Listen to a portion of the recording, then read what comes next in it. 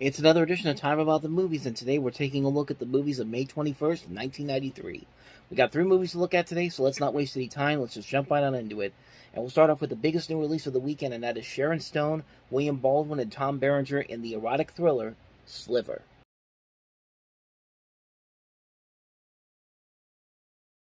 So yeah, it looks like a knockoff, another Basic Instinct knockoff. It's a very sleazy movie. It's nothing too exciting, nothing too intriguing. But with that said, though, I did actually kind of enjoy this movie. I really was not expecting to really enjoy this because, I mean, right from the get go, it looks like it's going straight for the same market that Basic Instinct was very successful at.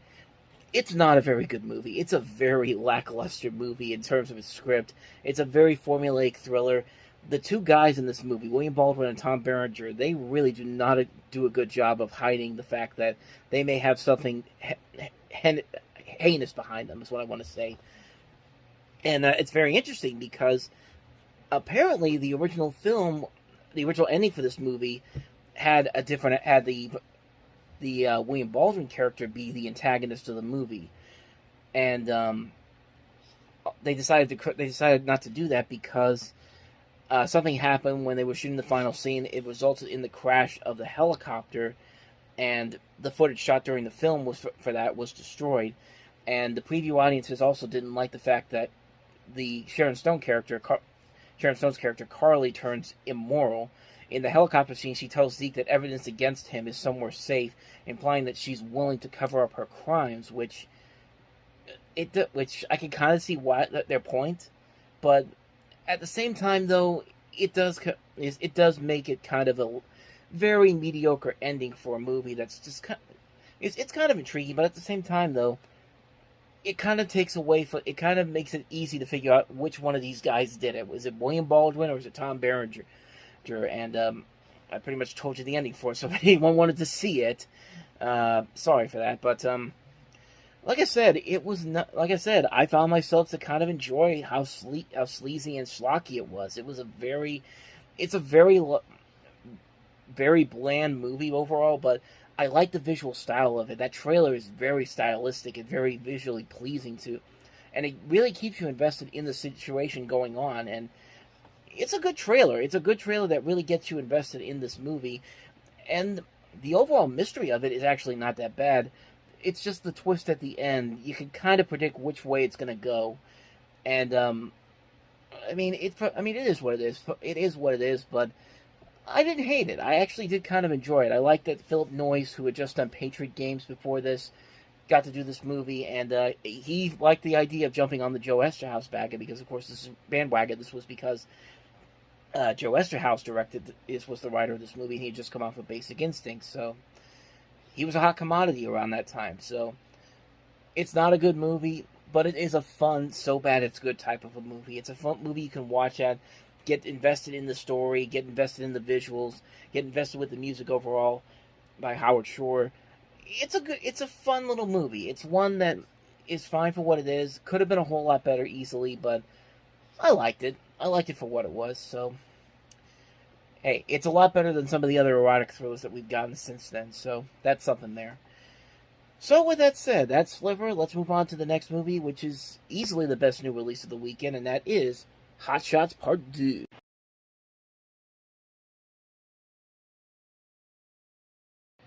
I feel like the Hot Shots movies are very underrated because everyone remembers the first movie being so great. Nobody really ever talks about the second movie all that much because it wasn't the big box office hit that the first movie was. In fact, it was actually kind of an underperformer compared to the first movie. But watch the movie again, and you'd be surprised on how hilarious this movie is after all these years. Like, I watched it again not too long ago, and I was just like, dude, this movie is actually pretty damn funny. In fact, I would even go as far as to say that it might be a little bit funnier than the original film. And I love the original Hot Shots, but this movie is a ton of fun. It does a great job of spoofing the 80s action movies of the time period, the Rambo movies in particular, along with satirizing the culture of the time period, including you see Saddam Hussein in there. Obviously, you got to have him back in there because he was in the last movie. You also get like references to stuff like Apocalypse Now, Lady and the Tramp. the Apocalypse Now references are even funnier here, considering that Martin Sheen, who was in the original Apocalypse Now, makes a cameo in here, and they really and there's actually a pretty funny scene where the two actually meet up, and they just scream to each other, "I loved you in Wall Street," because both Charlie and Martin Sheen were in Wall Street, and it's a fun little scene. But like, there's a lot of great comedy in here. The cast in here is great. You got the return of Sheen, Lloyd Bridges, Valerie Golino. You have Brenda Bach playing the other girlfriend for the main love interest for Topper. Richard Crenna basically doing the same role he did for the Rambo movies. Miguel Ferrer, who says that line in the end of the trailer, which is still one of the great lines of the movie. It's just a hilarious line from him.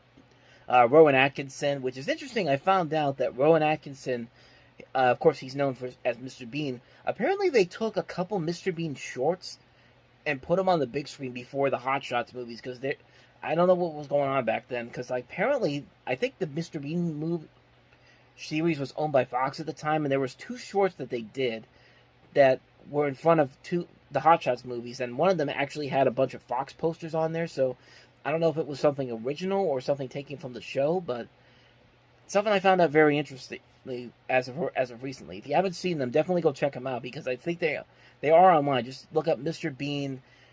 It's a Mr. Bean movie shorts, or Mr. Bean 35mm, because that's how they were seen online when I found them. You get to see Ryan Stiles from Whose Line Is It Anyway in this. Bob Vila has a cameo in here.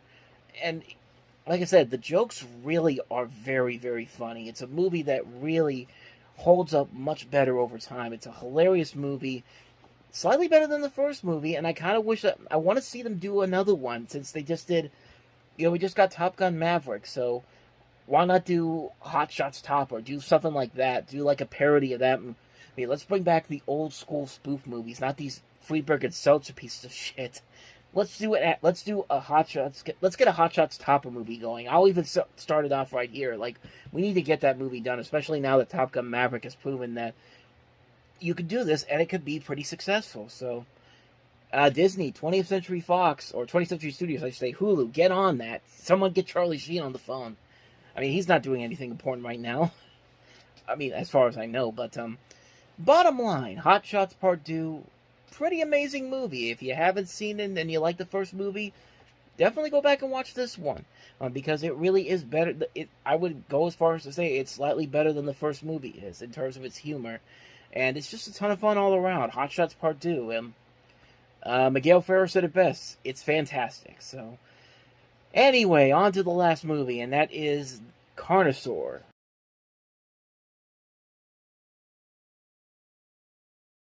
Okay, so last time we were talking about this for the show coming up. We talked about how this movie was basically being put out because Jurassic Park was coming out, and Jurassic Park, of course, had a huge marketing build-up. Steven Spielberg was promising these incredible state-of-the-art special effects, which, as we'll see in a couple of weeks, he was pretty much right about that. So it would not surprise me if Roger Corman looked at what Steven Spielberg was doing and said, "You know what? I'm gonna get this out here before he does. I'm gonna take away all the potential, as much marketing and promotion as I can from Jurassic Park." And I don't know if it did kind of work. The movie made back its budget. It only had granted, it was only an $850,000 budget, but close to $2 million. That's not that bad of a marketing campaign. I mean, that's not a bad box office for something that was only only cost less than $1 million. So there's that. But I don't know, man. Like, this movie just looks like it was something that was cheaply brought out. Like, the effects in this are almost as laughably bad as the Land of the Lost TV series that was on in the 90s. But the difference there was that was kind of the point. It's a Sid and Marty Krofft show. This is a movie that's supposed to be put in theaters. And it was only put there to kind of steal the thunder from Jurassic Park, which obviously didn't work. But yeah, you'd have to be pretty crazy to actually like a movie like this, and you know exactly where I'm going to. So yeah, just like with Roger Ebert and Cop and a Half a month ago, Gene Siskel gave this movie a thumbs up. Now, to Gene's credit, though, I can see where he's coming from. I think he's looking at this as a mockbuster and a B movie, and there is a crowd for that, and I guess he could see that. I guess he could see through it as that. I can at least buy his criticisms more criticism towards the film more than I could say for Roger Ebert, who is for Cop and a Half, because Cop and a Half is just Cop and a Half. Like, but I don't know, man. Like, I don't know. I've never really had an interest in seeing this movie, but in any way, shape, or form. And just like I said before, Jurassic Park came out a couple weeks later, and this movie was almost instantly forgettable as soon as it came out. So that's just my thinking on it. It's got a fan base. It spawned a series of films, because why the hell wouldn't it? But yeah, that's pretty much all I got to say about this one. I haven't seen it. I can't really comment on it too much, but I just know this as the movie that Gene Siskel actually liked. That it was Roger's worst of the year for 1993, but Gene got Cop and a Half as the worst of the year for 1993. So there's that. And so on that note, we wrap up another edition of Time About the Movies. Next time we meet, we got a star-studded week next week. A lot of interesting movies to talk about, including Sylvester Stallone in the action thriller Cliffhanger, Whoopi Goldberg and Ted Danson in the comedy Made in America, the long-awaited video game adaptation Super Mario Bros. With Bob Hoskins and John Leguizamo, Menace to Society from the Hughes brothers, and Filmation's Happily Ever After, which was their Snow White knockoff. So 5 movies to look at next time around, and we'll delve into those on the next episode. But until then, thank you very much for watching, and if you want to see more videos like this, please hit the playlist on the next page, check out the previous episode, and I'll see you guys tomorrow for another episode. So thank you for watching, I'll see you next time, and until then, as always, take care.